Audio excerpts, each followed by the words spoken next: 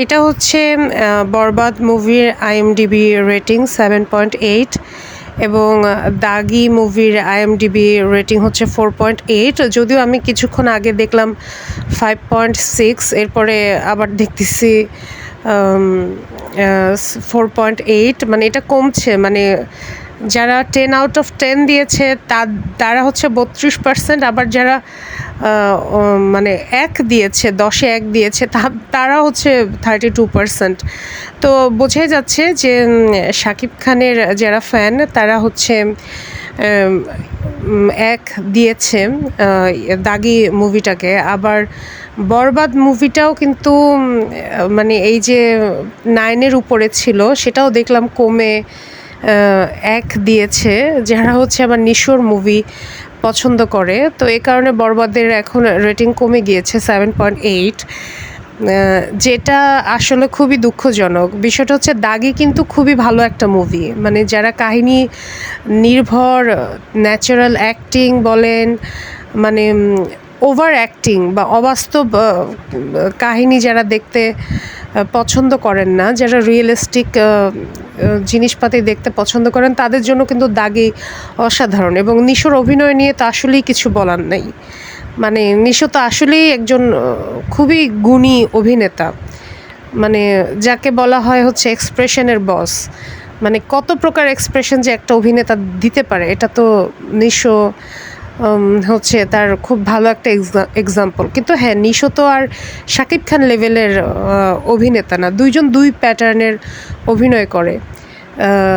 তারপরেও নিশো যে টাইপ অভিনয় করে, শাকিব কিন্তু ওই টাইপের মুভি করতে পারবে, কারণ শাকিব খানের মুভি কিন্তু আমি এর আগে দেখেছি শুভা নামে, দেবদাস নামে, যেগুলো হচ্ছে অ্যাক্টিং নির্ভর মুভি, যেখানে মানে গল্প নির্ভর যে মুভিগুলো, সেগুলো কিন্তু শাকিব খান অতীতে করেছে। কিন্তু নিশো কিন্তু শাকিব খান লেভেলের অভিনয় করতে পারবে না। মার কাট একজন সুপারস্টার মানে হইতে হইলে যে টাইপের চেহারা থাকা লাগে, অ্যাকশন জানা লাগে, ড্যান্স জানা লাগে, এটা তো নিশো পারবে না। তো এটা তো বলে লাভ নাই, নিশোর তো ওই স্টারডম নাই এবং ওই লেভেলে যেতে পারবে না। তো দুইজন মানে দুই দিক থেকে সেরা, দুইজনের আলাদা ফ্যান বেজ আছে। যেমন আমি পার্সোনালি নিশোকেও অনেক পছন্দ করি, নিশোর নাটক অনেক পছন্দ করি, ওর এক্সপ্রেশন অনেক ভালো লাগে। ইভেন যখন আমি শুনছি নিশো বিয়ে করে ফেলছে, আমার অনেক কষ্ট লাগছিল। মানে ও যে বিবাহিত আমি তো জানতাম না, তো যখন শুনছি ম্যারিড আমার অনেক কষ্ট লাগছে। তারপরে সেম হচ্ছে শাকিব খানের ক্ষেত্রে, উনি তো, ওনার সাথে আমি আসলে কারোই তুলনা করতে চাচ্ছি না। কিন্তু এই যে দাগি মুভিটা, এটা কিন্তু আসলে একটা ভালো মুভি, হ্যাঁ। কিন্তু এই মুভিটা নিয়ে কেন এখন এরকম কটাক্ষ হচ্ছে? এই মুভি তো আসলেই 4.8 পাওয়ার যোগ্য না। এই মুভির রেটিং আমার পার্সোনালি, আমি যদি বলি, আমি তো 8 দিব। 8 তো আমি দিবই। তো এই মুভি কিন্তু এত খারাপও না, কিন্তু এই যে নিশোর অহংকারপূর্ণ কথাবার্তার কারণে আজকে দেখেন মুভিটা কোথায় গিয়ে দাঁড়াইছে রেটিং। এবং এই মুভি কিন্তু সাকিবিয়ানরাও চাইলে দেখতে পারতো। বা এই যে দেখেন আজকে জঙ্গলি কি দাগির থেকে ভালো মুভি? না, জঙ্গলি কিন্তু দাগির থেকে ভালো না। কিন্তু তারপরে দেখেন জঙ্গলি কিন্তু কম সিনেমা হল পেয়েও, জাস্ট ওরা তো সিনেপ্লেক্সে ওদের মুভি রিলিজ করছে, এরপরেও দেখেন জঙ্গলির মানে কি পরিমাণ রিয়াকশন, এবং সবাই জঙ্গলিকে কত সাপোর্ট করছে, যারা সাকিবিয়ান তারাও করছে। এবং জঙ্গলি কিন্তু এতটা এগিয়ে গিয়েছে হচ্ছে সোশ্যাল মিডিয়াতে জঙ্গলির পজিটিভ যে এই যে রিভিউ, এই কারণে কিন্তু জঙ্গলি দেখতে মানুষ আরও বেশি আগ্রহী হচ্ছে। আমি বিশ্বাস করি দাগি মুভিটা আসলেই একটা অসাধারণ মুভি। কিন্তু আপনি যদি সাকিবিয়ান বাদ দেন, আপনি সিনেমা প্রেমী যাদেরকে আমি বলি, আপনি তো বছরে একবারের, এই যে যেমন 2 বছর পর একটা মুভি নিয়ে আসলেন নিশো, কিন্তু শাকিব খানের তো এখন যদি বিগ প্রোডাকশন থেকে শাকিব খানকে ডাকে, ভালো মানে প্রোডাকশন হাউস, ভালো গল্প, দেখা যাবে তো ওনার বছরে 6-7টা মুভি করার যোগ্যতাও আছে। উনি তো ওই লেভেলের নায়ক, কিন্তু উনি হয়তো এখন ওইভাবে সময় দিচ্ছে না, বা ওনার কথা হচ্ছে 10টা বানাবো না, আমি একটার মতো বানাবো। যেমন শাকিব খানের অন্তরাত্মা কিন্তু ভালো চলে নাই। এখন শাকিব খান যতই প্রচারণা না করুক, অন্তরাত্মা মুভিটা যদি আসলেই ভালো হইতো, এই মুভি কি চলতো না? আগেরকার দিনে কি এত প্রচারণা ছিল তো না। তো মুভি যদি ভালো হইতো সেই মুভি চলবেই, আমার কথা হলো এটা। তো চলতো মানে, কিন্তু হ্যাঁ, শাকিব খান প্রচার প্রচারণা চালাইলে হয়তো মুভিটা আরেকটু ভালো চলতো, কিন্তু এখন তো পুরো একেবারে লো লেভেলে চলে গেছে। যতটা না খারাপ, তার থেকেও খারাপ বলা হচ্ছে। এখন এইটা হচ্ছে নিশুর ক্ষেত্রেও প্রযোজ্য। নিশু আসলে মুভি ভালো করছে, কিন্তু ওনার কথাবার্তা কারণে আজকে দেখেন উনি কতটা ডাউনে পড়ে গেল। এবং এটা তো আসলেই বেয়াদবি, মানে উনি যেভাবে শাকিব খানকে, ওনার কথা হচ্ছে যে সবাই যদি শাকিব খানের প্রশংসা করে তাহলে আমিও বা কেন করব। সবাই যদি শাকিব খানের প্রশংসা করে আমাকেও বা কেন করতে হবে। এখন যে প্রশংসা পাওয়ার যোগ্য তাকে প্রশংসা করতে হবে না বাবা? শাকিব খানের ফ্যান কি আমরাও ছিলাম? মানে হ্যাঁ ছিলাম, যখন সে শাবনূরের সাথে মুভি করতো। অপু বিশ্বাসের সাথে যে মুভিগুলো করছে সেগুলো আসলে শাকিব খানের ফ্যান হওয়ার মতো না তো। আমরা তো ওই লেভেলের মুভি দেখি না। এরপরে শাকিব খান আস্তে আস্তে নিজেকে চেঞ্জ করছে, আবারও হচ্ছে ওনার ভক্ত হওয়া শুরু করছি। কিন্তু এই যে বর্তমান শাকিব খান তো বাংলা সিনেমার হাল ধরে রাখছে, তো তার উপর শাকিব খান হচ্ছে ওনার থেকে সিনিয়র অভিনেতা, বয়সে তো খুব একটা সিনিয়র না। নিশোর থেকে বয়সে শাকিব খান কত, পাঁচ বছরের বড়ই হোক। নিশোর বয়স যদি এখন 41-42 হয়, তো শাকিব খানের বয়স কত, 46। এমন তো না যে বয়সে অনেক বেশি সিনিয়র, কিন্তু ক্যারিয়ারের দিক থেকে তো নিশোর থেকে অনেক সিনিয়র শাকিব খান। তো এইটুকু রেসপেক্ট তো নিশোর উচিত ছিল শাকিব খানকে দেওয়া। আপনি দেখেন কলকাতার যে অভিনেতাগুলো, শ্যাম ভট্টাচার্য যে কিনা জিল্লু ক্যারেক্টারটা প্লে করেছে, এবং আরেকটা হচ্ছে মানব যে দুষ্টু কোকিল গানটাতে যে ছেলেটা গুলি খেয়ে মরে গেছিলো, ও হচ্ছে বরবাদ মুভিতে প্রিন্স ভূমিকায় আছে। দেখেন এই ছেলে দুইটা শাকিব খানকে স্যার ছাড়া সম্বোধনই করে না। তো বাইরের মানুষ হচ্ছে শাকিব খানকে এত সম্মান করছে, সেখানে আপনার সমস্যাটা কোথায়? আপনি কিসের জন্য হুদাহুদি আপনি শাকিব খানকে, আচ্ছা শুনেন, আপনি চালাকি করে যতই বোঝানোর চেষ্টা করেন যে দ্যাট ওয়াজ সো মানে ফানি, বা ওটা একটা ফান করে বলা কথা না। এখনকার দিনে দর্শক তো অশিক্ষিত না, এখনকার দিনে ভাই মানুষ যে চালাক, এখনকার দিনে 5-6 বাচ্চারাও যে চালাক। আপনি ওদেরকে আকার ইঙ্গিতে একটা কথা বলবেন, আর ওরাকে বুঝবে না যে আপনি কোনটা ফানের সুরে বলেছেন আর কোনটা ইনসাল্টের সুরে বলেছেন? ওইটুকু সেন্স তো আমাদের আছে। আপনি যে বিয়ে করছেন সেটাও তো আমি জানতাম না। ওই যে আমি ভিডিও শুরুতেই বললাম যে আপনি যে বিয়ে করছেন সেটা আমি জানতাম না। আমি যখন শুনছি আমি খুব কষ্ট পাইছি, যেহেতু আমি আপনাকে পছন্দ করতাম। তো আপনিও বা বিয়ের ব্যাপারটা কখন আপনি প্রকাশ করলেন? ওদিকে আপনার নাকি শুনি একটা বাচ্চাও আছে। কই আপনার বিয়ের বাচ্চার কথাও তো আমরা জানতাম না।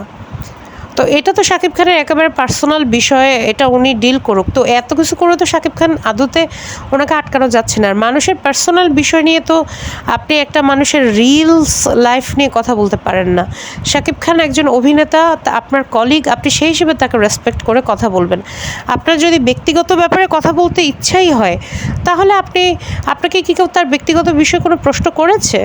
আপনি তাহলে আমাদের মতো ইউটিউব চ্যানেল খুলে বসেন, সেখানে আপনি ব্যক্তিগত ব্যাপারে কথা বলেন। বাংলাদেশের অনেক কন্টেন্ট ক্রিয়েটর আছে যারা শুধুমাত্র শাকিব খানের কাজ নিয়ে কথা বলে, ব্যক্তিগত লাইফ নিয়ে কিন্তু কথা বলে না। আমরা বলি, আমরা মেয়ে মানুষ, আমরা বলি আর কি, আমাদের আর কাজ কি।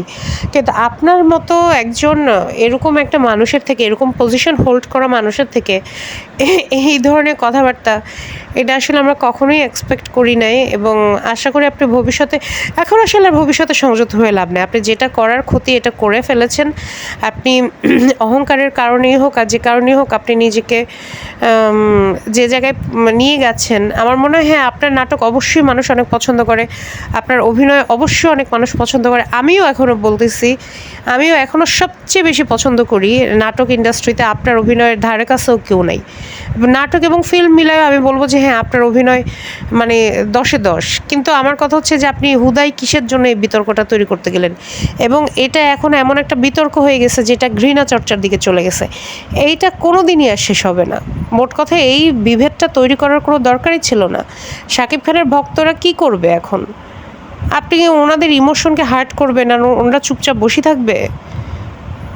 এটা কি সম্ভব? মানুষ ফিল্ম যাদের ফিল্ম মানুষ পছন্দ করে, সুপারস্টার যারা, তাদের ফ্যাশন থেকে শুরু করে, ভাই দেখেন না, সালমান খান, শাহরুখ খানদের বাসার সামনে পর্যন্ত হচ্ছে ঈদের দিন হাজার হাজার ভক্ত চলে যায়। আপনি ফ্যান জিনিসটা বোঝেন, তারা কত ক্রেজি হয় তাদের সুপারস্টারের জন্য।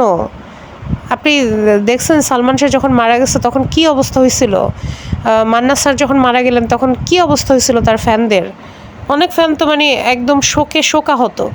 এখন পর্যন্ত হচ্ছে মান্নাকে ভুলতে পারতেছে না, সালমান শাহকে ভুলতে পারতেছে না। আপনি কি ফ্যান কাকে বলে সেটা বোঝেন না?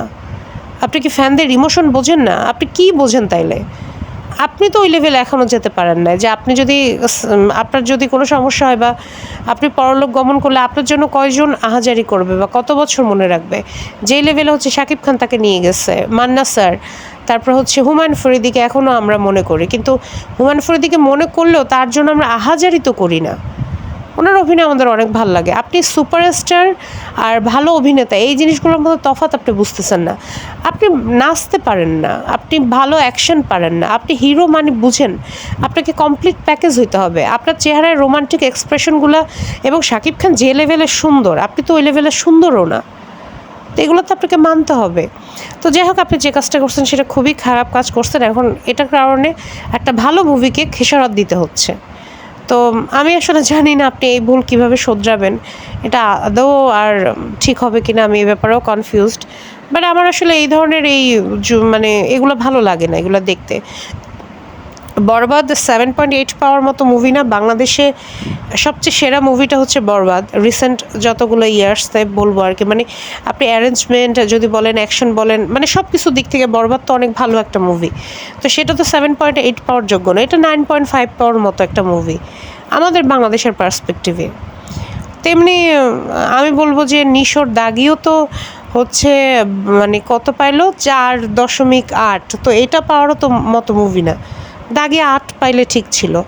তো এখন এই জিনিসগুলো কোনোই দরকার ছিল না, এই ভেদাভেদটা তৈরি করার। এটা আপনি নিজেই করছেন। কই শাকিব খানকে দেখছেন কখনো কারো বিরুদ্ধে আজে বাজে কথা বলতে? জীবনে নিজের 2 বউকে নিয়ে বলছে, হ্যাঁ সেটা তার ব্যক্তিগত ইমেজটা রক্ষা করার জন্য বলছে, কিন্তু প্রফেশনাল ব্যাপারে তো সে কখনোই কাউকে নিয়ে কটাক্ষ করে কথা বলে নাই। তো এই জিনিসগুলো থেকে আসলে আপনার সংযত থাকা উচিত। এবং আপনি তো তাকে পাবলিক প্লেসে আপনার কলিগকে পার্সোনালি খুব বাজেভাবে অ্যাটাক করছেন। আপনি বলতেছেন আরও ক্লু দাও, আরও ক্লু দাও, মানে হোয়াটে সত্যি, আরও ক্লু দাও, আরও ক্লু দাও। তো এগুলো কি, এগুলো তো মানে খুবই মানে আপনি কিভাবে পারলেন এত নোংরা একটা জোক করতে? ছি ছি ছি ছি।